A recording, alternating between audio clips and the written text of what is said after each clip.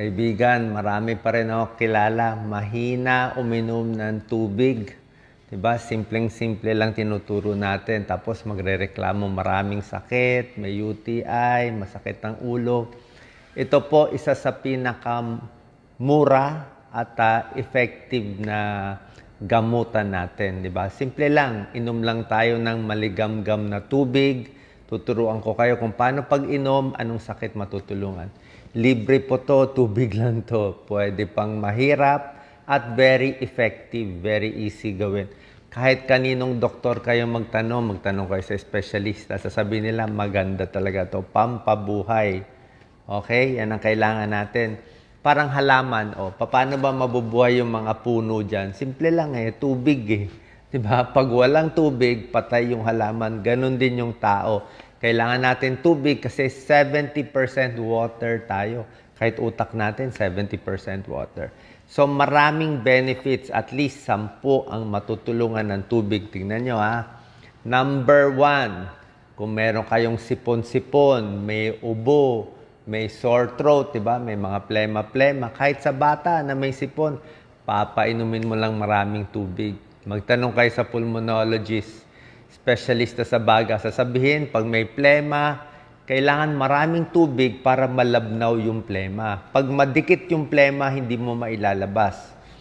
Diba? Tinuturo natin minsan, magsuob kayo. Diba? Steam inhalation. Ano ba steam inhalation? Tubig din yun Diba? Uminom ng maligamgam na tubig, tubig din yun Pag may tonsil, magmumog ng salt water, di ba? Mumog, tubig din yun.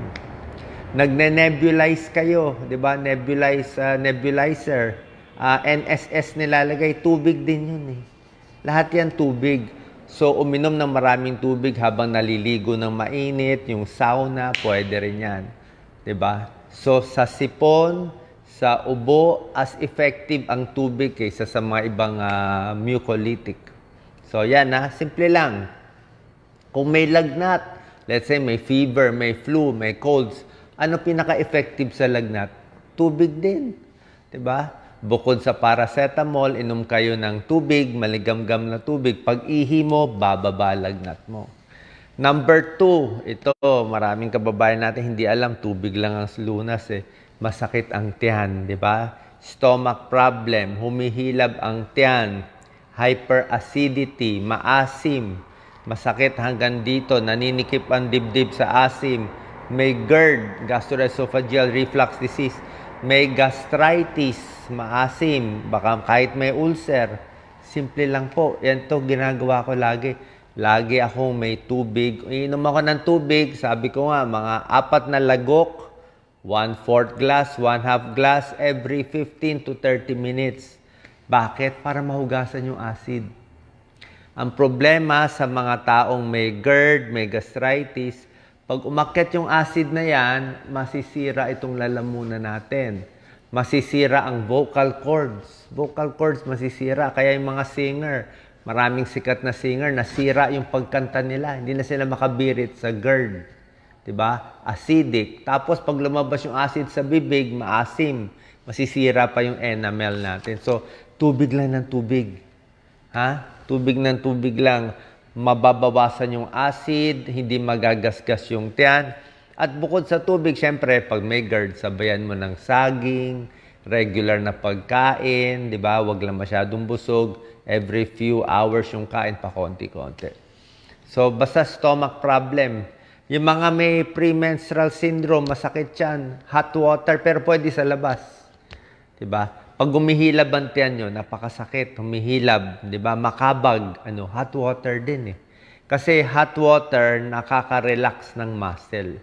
Diba? Muscle natin, nare-relax, hot bag. So, ang tiyan, nare-relax. Ako nga, nagkukumot pa ako sa tiyan. Pag makulo ang tiyan ko, pa nagtatae, makakalma ang tiyan. Okay? Maligamgam na tubig, gusto nyo medyo hot, okay lang. Number 3, benefits ng hot water or kahit simpleng tubig, constipation. Yung mga hindi makadumi. Bakit hindi makadumi? Bakit ang tigas-tigas ng dumi, ang solid? Bakit? Diba? Kasi kulang sa tubig Kung marami kang tubig, di mas lalambot yun. Pero bukod sa tubig, sa constipation, sabayan mo ng maraming prutas, Papaya, pakwan, peras, prune juice, grapes, tapos mga gulay na high fiber, yun din yan sa constipation. Pero, pag kumakain ka ng high fiber, hindi pwede walang tubig. Delikado. Okay? Delikado po. Let's say, uminom ng fiber supplement. Uminom ka ng fiber supplement, kumain ka ng maraming fiber, tapos hindi ka iinom ng tubig, maninigas yung fiber sa tiyan mo, baka magbara pa. Okay? Kaya pag high fiber kinakain mo, tubig, 8 to 12 glasses of water. Mas gusto ko nga 12 glasses of water. Pero ang pag-inom, spacing mo buong araw.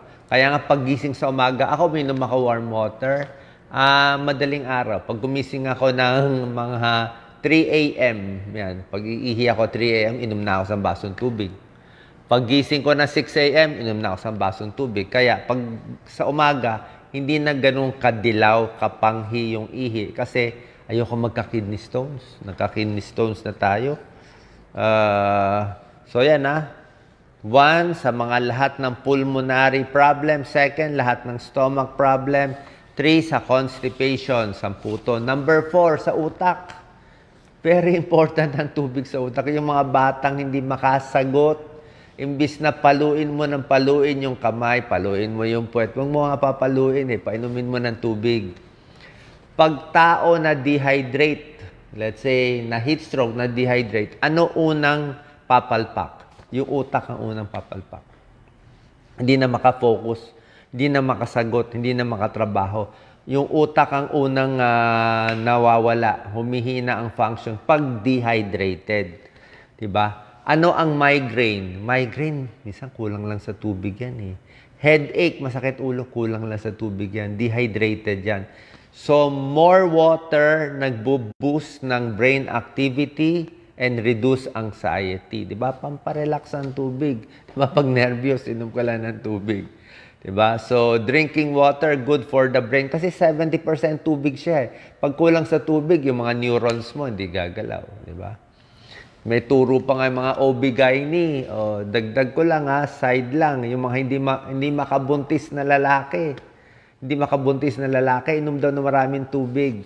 Kasi gusto mo yung semilya, wag din masyado malapot. Gusto mo malabnaw yung semilya para makalangoy papunta dun sa egg cell, di ba? So, tubig lang. Actually, lahat ng sakit, maiikot ko dito Hindi nyo lang ginagawa. So, sayang, libre. Sabi niya, wala tayong pera pambili ng gamot. Wala tayong pera pang lab test. Wala tayong pera pang opera. Ito na nga tubig na lang tinuturo. Kaya nga, mapapainom ka ng tubig dito. Number 5, yung gusto gumanda, di ba? Bakit ang dry ng skin, di ba? Bakit lumulubog yung mata? Dehydrated yan. Yung mga nagtatae, di ba? Pag nagtatae, tubig, di ba? Ang kailangan mo. So, pag nagtae, na-dehydrate ka, lulubog yung mga mata mo.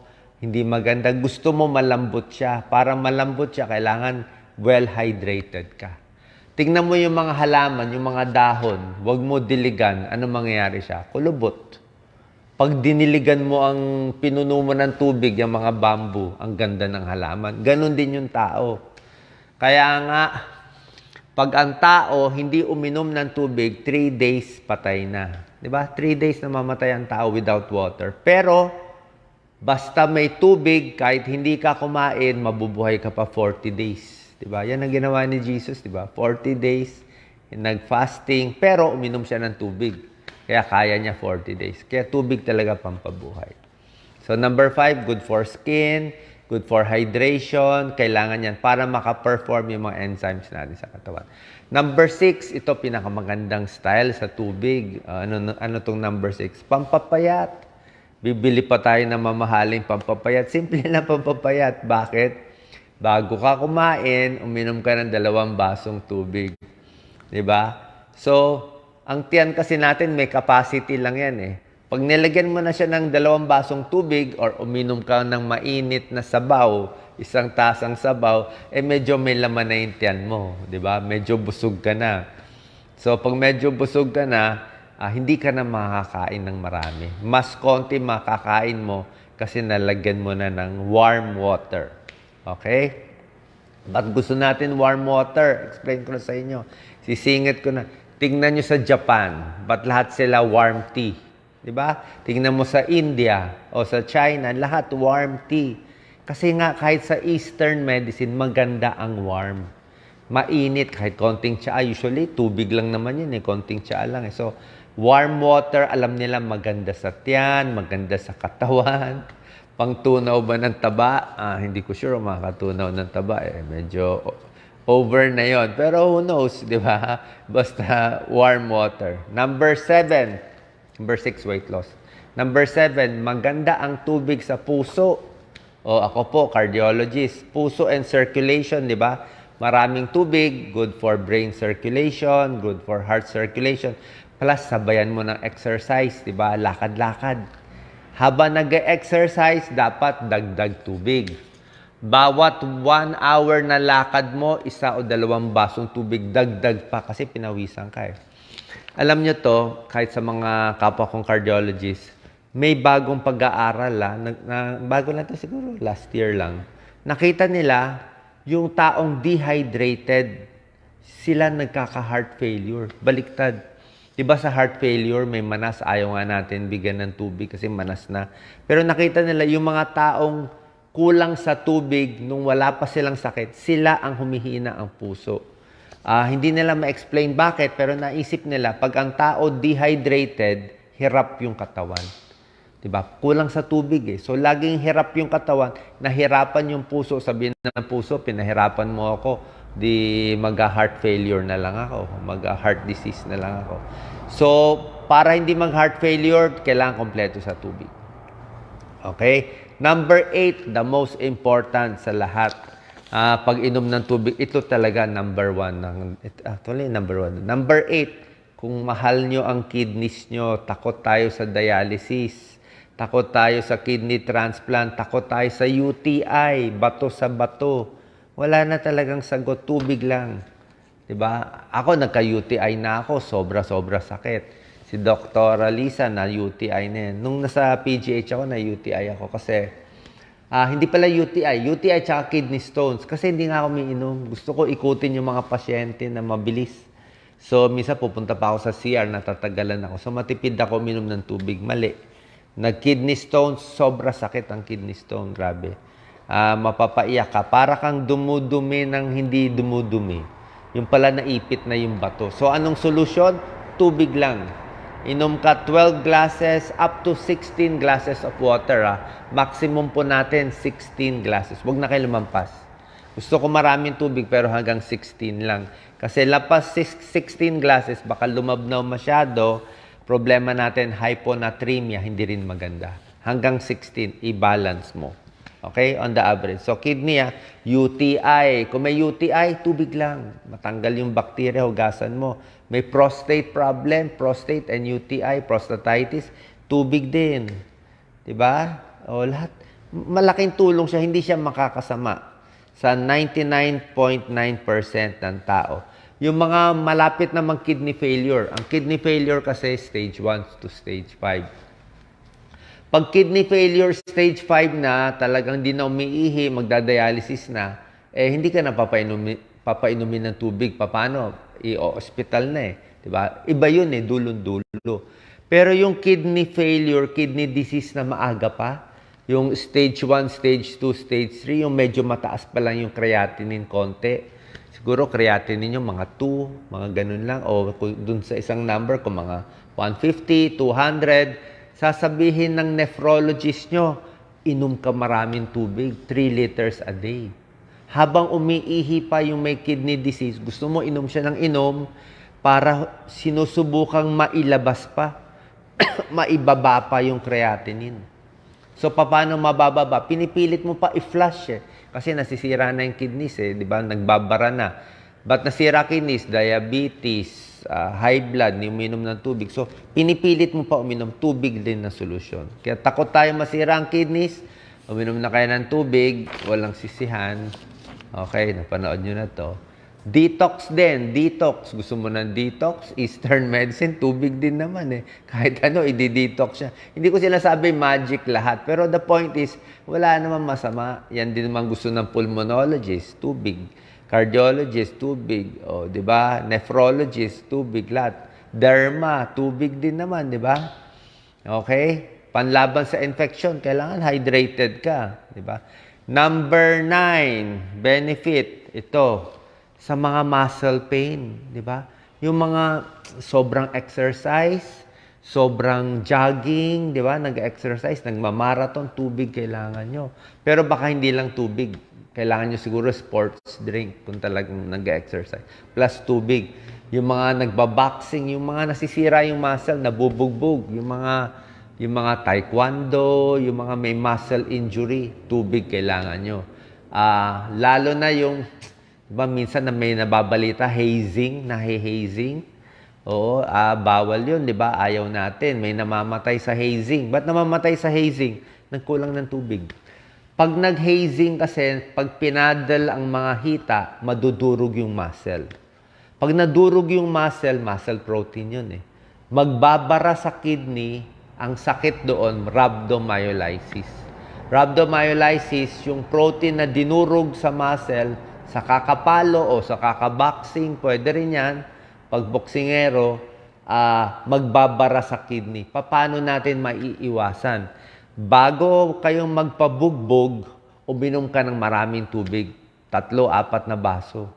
Para pag lumabas yung mga durug-durug, maipupush pa ng kidney. Baka mabuhay pa. Kahit yung mga nagpapa-contrast dye, yung mga contrast dye sa hospital, tubig din, hinahydrate namin eh. Nilalagyan ng swero, hydrate, para i-push out eh. May gawain pa nga kami dati sa mga kidney disease. Ito, pang doktor lang to. Lalagyan namin maraming tubig sa swero. Tapos bibigyan ng Lasix, furosemide, pampaihi. Oh, lagay ng tubig, pampaihi. Lagay ng tubig, pampaihi. Pinipilit mo ilabas, di ba? So ito, habang wala pa tayong sakit, inom na tayo ng tubig. Ha? Doktor na yon. Pero ang point ko, the principle is the same. Yung mga may muscle pain, di ba? Hot bag, pwede rin, di ba? Muscle pain, pwede rin. Increases blood flow to the tissues. Number 10, ito, favorite nyo, nervyos, stress, di ba? Anong gagawin yung pag nervyos, stress? Uminom ka na lang ng tubig, tapos punta ka sa banyo, pag iihi ka. Kaya nga tinawag na rest room, di ba? Pampa-relax room eh, dun sa favorite cubicle nyo sa kubeta.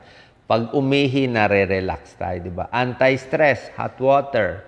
Bago matulog, pwede hot water din, di ba? Relax, pampakalma. Calmness, satisfaction, positive emotion. Gusto nyo pa mas maganda, gawin nyo konting green tea. Gusto nyo mas maayos pa, lagyan mo ng chamomile tea. O mamaya, ituturo ko, turmeric tea. Kaya lang yung turmeric, depende sa inyo. Eh. May turmeric na nakakakulo ng tiyan. So, depende. Basta konting lasa. O lemon water na hot. Diba? So, hot water mas maganda sa tiyan. Number 10, stress, anxiety, sleep. Actually, yan ang 10 benefits. Pero marami pa maidagdag eh. Number 11, lagnat. Diba? O pag may lagnat, may sakit. Minom ka maraming tubig. Walang pera, walang pampagamot, walang pampadoktor, masama pakiramdam, na COVID, nagka-problema, inom ka maraming tubig. May pulmonya, kailangan mo rin ng tubig. Diba? So, pero dagdag pa yung ibang home remedy, hinga malalim, magsuob ka pa, diba? Para lumabnaw yung plema, hindi naman pong bawal. Oo. Bawal daw kasi baka makahawa sa iba. Di doon ka lang mag-isa. Number 12, prostate problem. Tubig din. Okay din yan. Kasi yung mga may prostate ng mga lalaki, ano rin eh, UTI din na problema niya eh.